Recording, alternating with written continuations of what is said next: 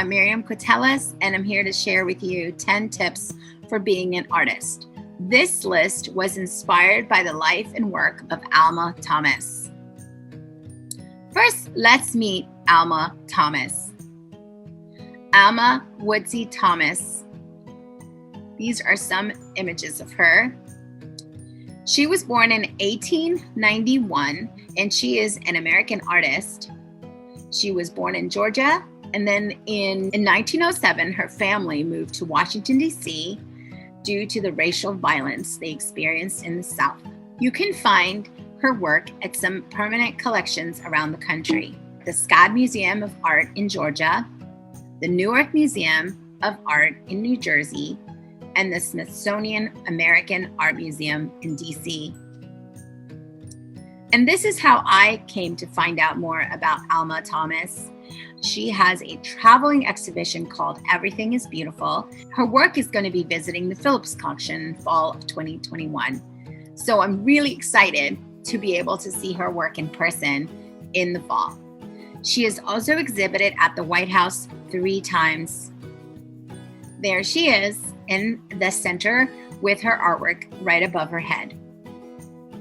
This is the artwork that's at the White House. It's called Resurrection. Also, in 1972, at the age of 81, Thomas was the first African-American woman to have a solo exhibition at the Whitney Museum of Art. Solo means that only her art was being displayed for this one exhibition. Now let's start with our tips. Number 1 tip for being an artist, and all of these again are based on the life and works of Alma Thomas, and I cannot wait to share with you all the wonderful things that she has taught me about being an artist. So the number 1 is see walls as challenges and not barriers. Alma Thomas saw negative situations and circumstances not as barriers, but as challenges that needed to be overcome. Here's one example. Like I mentioned, she was born in Georgia and then moved to DC due to racial violence.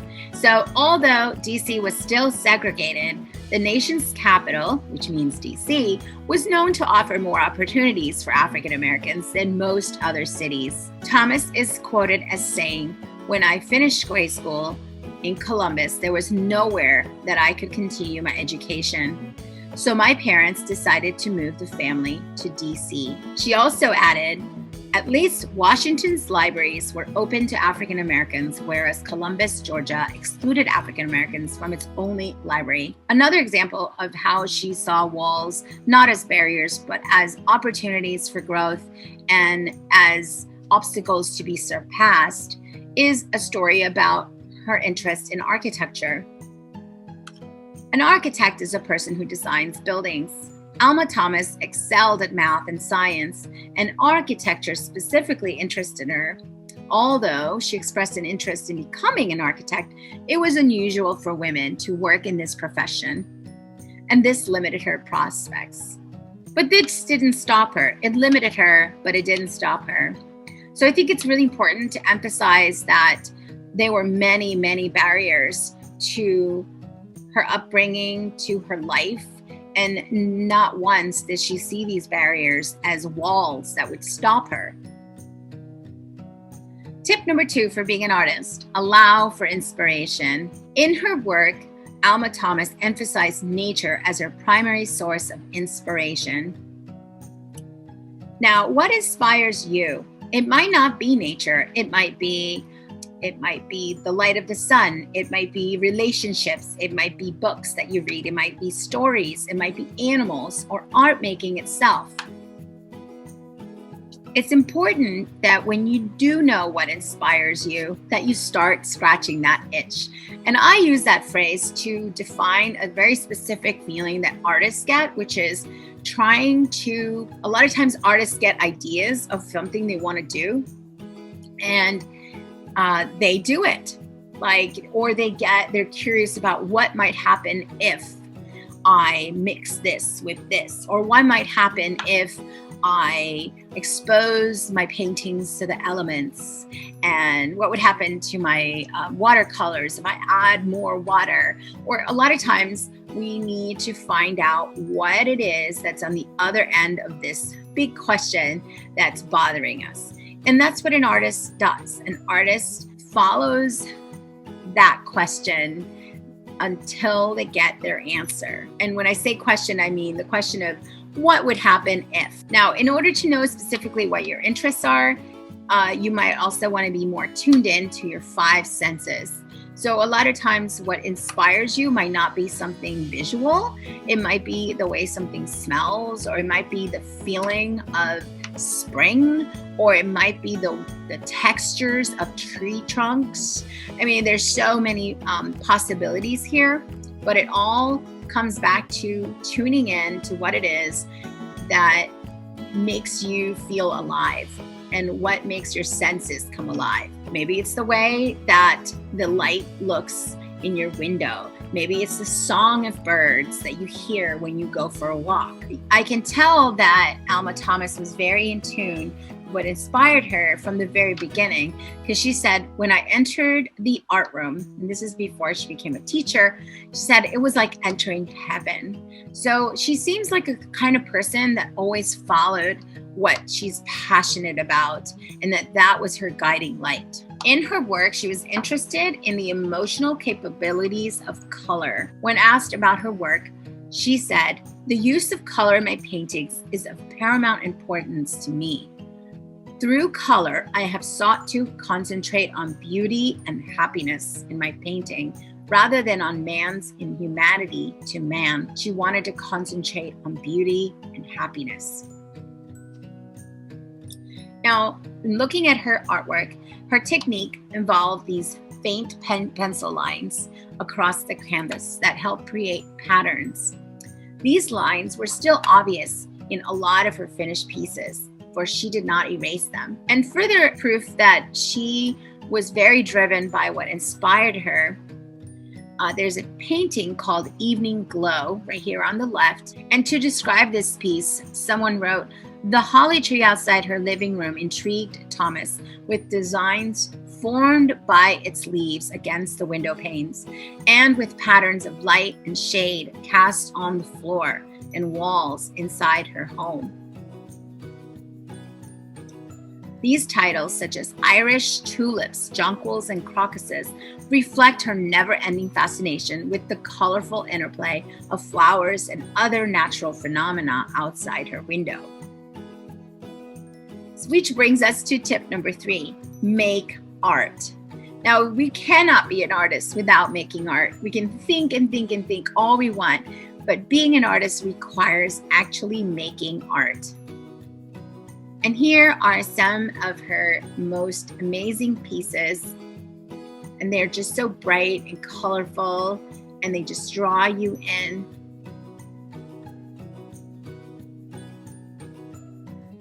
Later in life, she was inspired by space exploration, and she read an article about Mars dust and created an artwork that's based on Mars dust.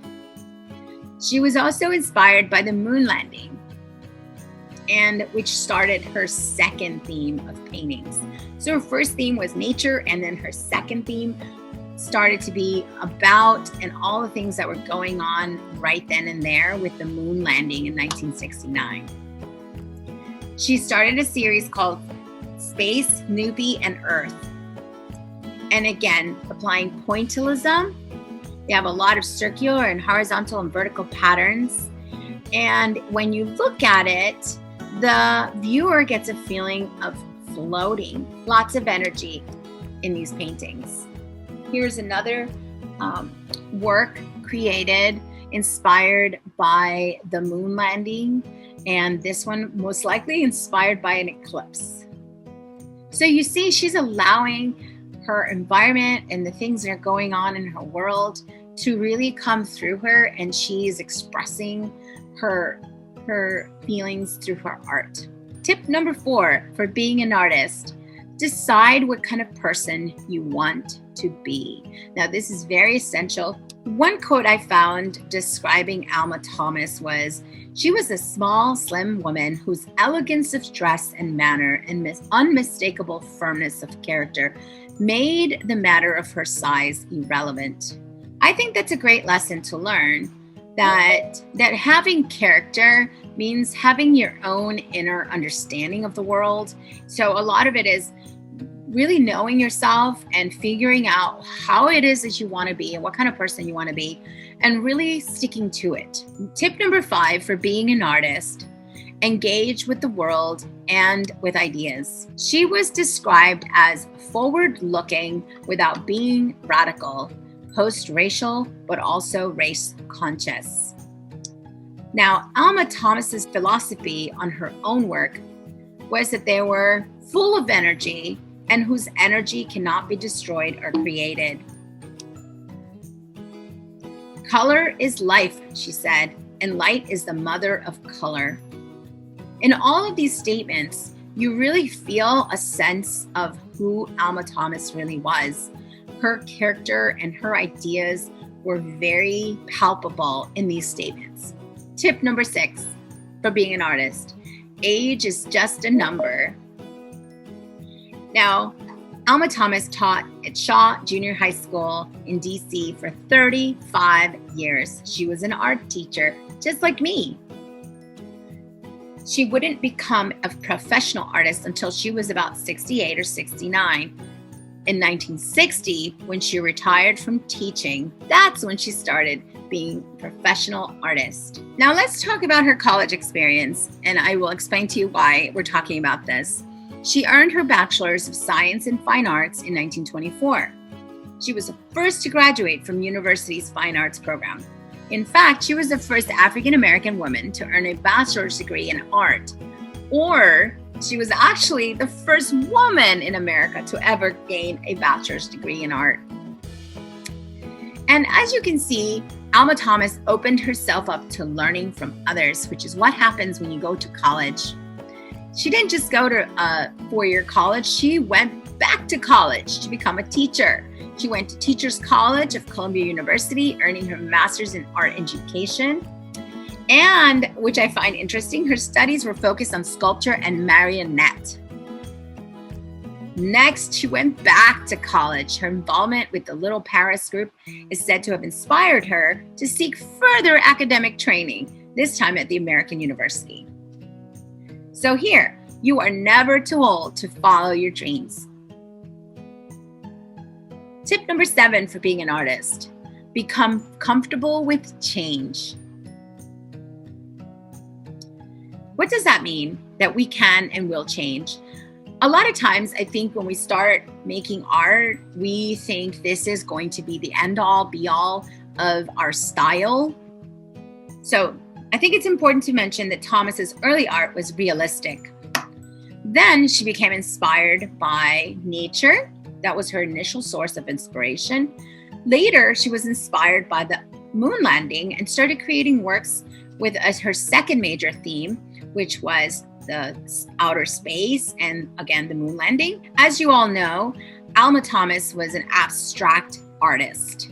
And abstract just means that you are using non-representational lines, shapes, and colors to express yourself. Let's say I want to make a painting of my son being happy. I could make a painting of him being happy here on the left, and that would be a representational painting. Or I can make some lines that remind me of happiness, and that would be an abstract or a non-representational depiction of that feeling. So here is representational and abstract. Now, Thomas's abstractions have been compared with Byzantine mosaics, the pointillist techniques, and the Washington Color School. Now, in case you don't know, the Washington Color School was a movement that started in DC, and it's a form of image making concerned with color field painting. Tip number 8 for being an artist: devour resources. Now, Alma Thomas was what we call a lifelong learner. She really involved herself with other artists in her community and created exhibitions locally, but also visited other galleries and museums nearby. In the summers, she would go to New York City and visit museums and galleries and really learn about other artists, learn about interesting ideas, be really open. Tip number 9 for being an artist, long-term commitment. Now, being an artist requires you to think of a long-term commitment, and that means putting in time on a consistent basis. You can't just make art for the summer and expect to be an artist. It's a long-term commitment. You are putting in a consistent amount of time throughout a consistent amount of months and years to become or be an artist. And I think the more that you become aware that this will take time. This is going to take time. Why does it take time? Because time equals experience. Experience matters in art because all of those ideas that you initially come across when you first start making art, everyone has come across those ideas. And only in digging deeper and deeper and deeper and really going in depth into your explorations are new and more interesting and more unique ideas are going to come out. Tip number 10 of being an artist, label your own self. Label yourself. You will not develop a signature style until many years of art making. And we talk a lot about artists and their signature style. And what really does that mean? When she retired from teaching and was able to concentrate on her art full time, Thomas finally developed her signature style. And that pretty much means that your voice is unique, that your voice is your own genuine voice, and that what comes out of you is congruent with your ideas and your life and your character. So that really is what I think signature style encompasses. Now, again, you define yourself, you define you. What does that mean? Now, Thomas powerfully refused to accept discriminatory labels and restrictions on her work and herself. Again, her strong character comes through here. And I really think it's important to realize that there are all these forces constantly trying to define us and give us labels, and how important it is for the artist, I mean, not just the artist, but humans, to be able to do this for themselves. Now, this is an interesting piece of information. So at a time when younger African-American artists at that time were producing works of racial protest, she was somewhat controversial. Why? Because she did something very different than that theme. And her response to that would be, the use of color in my paintings is of paramount importance to me. Through color, I have sought to concentrate on beauty and happiness in my painting rather than on man's inhumanity to man. So it wasn't like she wasn't aware that these things were happening in her world or in her life, but she chose to really pinpoint focus on beauty and happiness. And here I think it points how important it is to really define your own path regardless of what's going on around you. She did address political times in one painting. In 1973, she marched on Washington with a friend who was also an opera singer. Her name was Lillian Evans. She was an apolitical artist, but regardless of that, she portrayed a painting in 1974, which was used for a postage stamp in 2005, which is you see down here on the left. And in case you don't know what apolitical artist means, whenever you put an A in front of a word, you negate it. So political would be involved in politics, and apolitical means not involved in politics. So Alma Thomas was largely apolitical, with the exception of this painting right here. Again, Thomas denied labels placed upon her as an artist and would not accept any barriers inhibiting her creative process and art career, including her identity as a Black woman. Again, her character coming through very strong here. She believed that most important thing was for her to continue to create her visions through her own artwork and work in the art world despite racial segregation. So again, it's not like she wasn't It's not like she wasn't aware that there was racial segregation and all these horrible things going on. She was on a mission, and her mission was her art. And I highly admire her for pushing through these barriers that were in front of her and really creating a body of work that we are now able to enjoy and be inspired by. I really enjoyed sharing my 10 tips for being an artist. I hope you also love Alma Thomas just as much as I do. I have loved learning more about her, and I think my art practice will benefit from knowing about her life and her work. So thank you so much. Don't forget to subscribe to my channel and like this video. And thank you guys.